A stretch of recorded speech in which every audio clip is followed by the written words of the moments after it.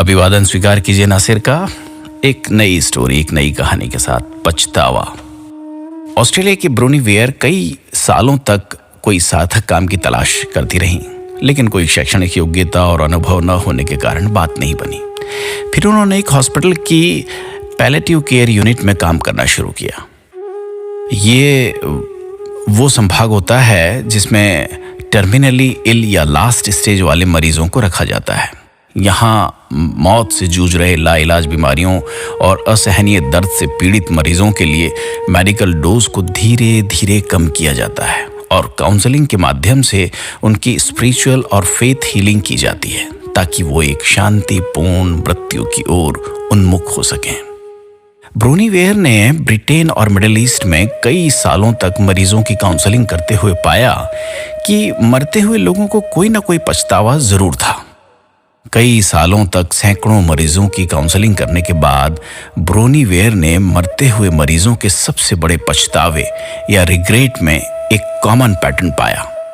जैसा कि हम सब इस यूनिवर्सल ट्रुथ से वाकिफ हैं कि मरता हुआ व्यक्ति हमेशा सच बोलता है। उसकी कही एक ना एक बात एपिफेमी यानी कि ईश्वर की वाणी जैसी होती है।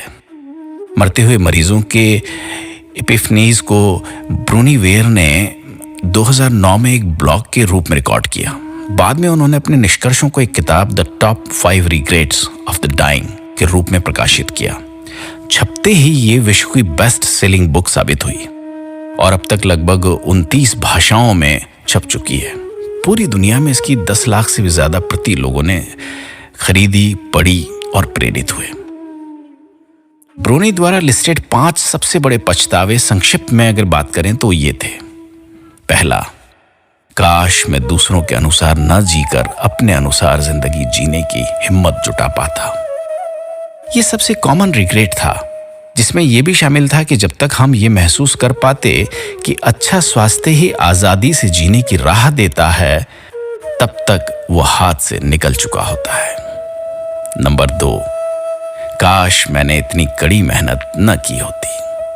ब्रोनी कहती हैं कि उन्होंने जितने भी पुरुष मरीजों का उपचार किया, लगभग सभी को यह पछतावा था कि उन्होंने अपने रिश्तों को समय न दे पाने की गलती मानी। ज्यादातर मरीजों को पछतावा था कि उन्होंने अपना अधिकतर जीवन अपने कार्यस्थल पर खर्च किया। उनमें से हर एक ने कहा कि वे थोड़ी कम कड़ी मेहनत करके अपने और अपनों के लिए समय निकाल सकते थे।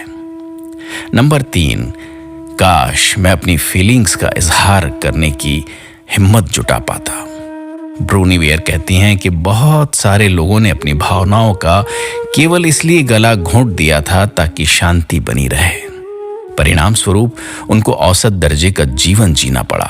वे जीवन में अपनी वास्तविक योग्यता के अनुसार जगह नहीं पा सके। हम इस बात की कड़वाहट और असंतोष के कारण कई बीमारियों से ग्रस्त हो जाते हैं।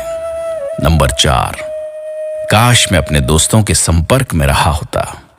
ब्रोनी ने देखा कि अक्सर लोगों को मृत्यु के नजदीक पहुंचने तक पुराने दोस्तों के पूरे फायदों का वास्तविक एहसास ही नहीं हुआ था।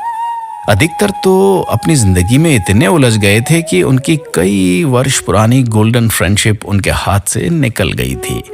उन्हें दोस्ती को अपेक्षित समय और जोर न देने का गहरा अफसोस था। हर कोई मरते वक्त अपने दोस्तों को याद कर रहा था। नंबर 5, काश मैं अपनी इच्छा अनुसार स्वयं को खुश रख पाता। आम आश्चर्य की तरह ये भी बहुत ही महत्वपूर्ण बात सामने आई कि कई लोगों को जीवन के अंत तक ये पता ही नहीं लगता है कि खुशी भी जीने की एक पसंद या विकल्प है। हमें ये नहीं भूलना चाहिए कि खुशी वर्तमान पल में है। जो प्राप्त है वो पर्याप्त है। अपना ख्याल रखिएगा।